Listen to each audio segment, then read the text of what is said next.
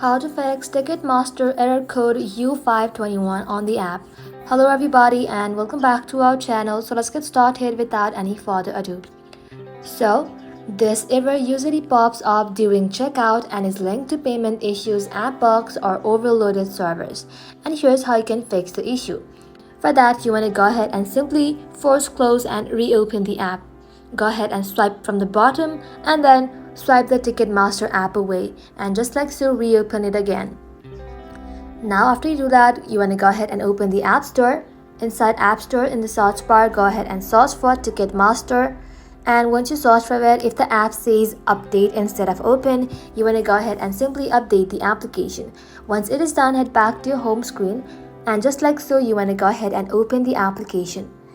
And just like that, you want to go ahead and tap on My Account and then log out of your account and log back in again. And the last step you can try is to go ahead and simply try a different payment method. During checkout, switch to different credit card or try using PayPal. U521 often shows up when your card info isn't processed directly. And just like that, U521 can also happen when Ticketmaster servers are overwhelmed, like during high demand ticket drops. So if all else fails, give it a bit and then try again.